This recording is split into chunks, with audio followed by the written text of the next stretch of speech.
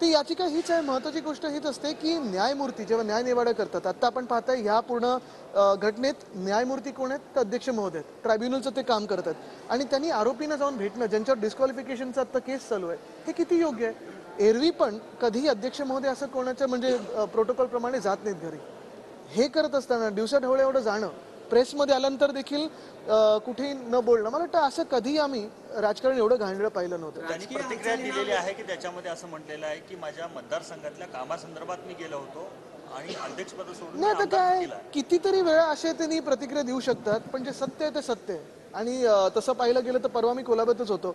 अनेक कामं मुंबईतली रखडलेली आहेत, पण कुठचंही सुरू झालेलं नाही आहे. त्यांच्या स्वतःच्या मतदारसंघातले रस्ते हे आता कोर्टात गेलेले आहेत, तिकडचे जे कॉन्ट्रॅक्टर आहेत. पण मुख्य गोष्ट हीच आहे की एवढं सगळं चालू असताना कितीही काही मोठी गोष्ट असली तरी एक प्रोटोकॉल पाळणं गरजेचं असतं आणि ते मान आणि ते जे काही जबाबदारी असते ती स्वतःची नसते तर पदाची असते, तेवढं तरी राखणं गरजेचं होतं. निकाल यायला काही तास शिल्लक आहेत, पण राजकीय हालचालीनं वेग आलेला आहे. काल रात्री मुख्यमंत्र्यांनी दोन्ही उपमुख्यमंत्र्यांमध्ये बैठक झाली. आज दीपक केसरकर देखील महत्त्वाच्या नेत्यांच्या भेटीगाठी घेत आहेत. कसं बघता एकूणच या राजकीय हालचालींकडे कसं बघता? पहिलं म्हणजे ते 3 लोकांमध्ये खरा मुख्यमंत्री कोण आहे हे पण बघणं गरजेचं आहे. आणि मला वाटतं ह्या सगळ्या गोष्टी आहेत, चालू राहू शकतात. ते त्यांच्यात व्यस्त असतील. आपण पाहताय काल तर आम्ही तुमच्यासोबतच लोकांमध्ये आहोत. आम्ही आता आम्हाला न्याय हा जनतेकडून मिळणार आहे.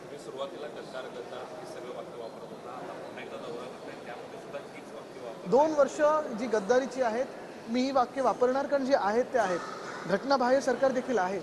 आणि जर आपण पाहिलं असेल, कोणी जर आपल्या देशाच्या न्यायपूर्ण पालिकेचा अभ्यास केला, जर आपल्या संविधानाचा अभ्यास केला, तर हे सरकार घटनाबाह्य आहेच.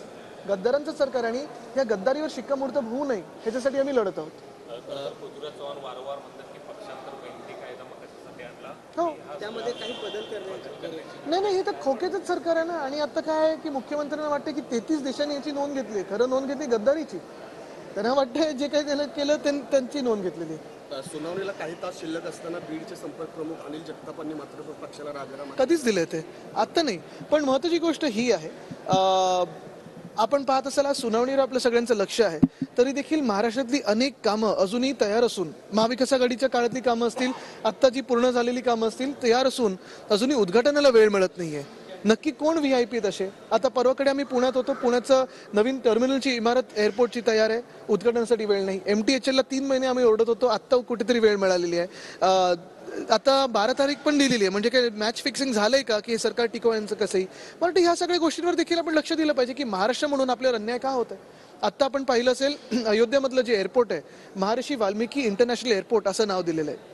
देशाच्या कॅबिनेटनी त्याला मान्यता दिली. आनंद आहे, आम्ही देखील स्वागत करतो. गोव्यामध्ये जे भाजपचे कार्यकर्ते होते आणि तत्कालीन मुख्यमंत्री होते मनोहर पर्रिकर साहेब, त्यांच्या नावाने मनोहर इंटरनॅशनल एअरपोर्ट असं नाव दिलेलं आहे. मग महाविकास आघाडीच्या काळात आम्ही नवी मुंबईतलं एअरपोर्ट डी.बा. पाटील एअरपोर्ट असं नाव दिलेलं, ते अजून मान्य झालेलं नाही आहे. छत्रपती संभाजीनगरमध्ये छत्रपती संभाजी महाराज इंटरनॅशनल एअरपोर्ट असं नाव दिलेलं, ते मान्य झालं नाही आहे. तर मुख्य म्हणजे हीच गोष्ट राहते की वारंवार महाराष्ट्रावरच अन्याय का होतो, हा एक प्रश्न आहेच. तर कोल्हापूरच्या दौऱ्यावर आहेत आदित्य ठाकरे आणि यावेळेला त्यांनी विविध मुद्द्यांवर प्रतिक्रिया दिलेली आहे.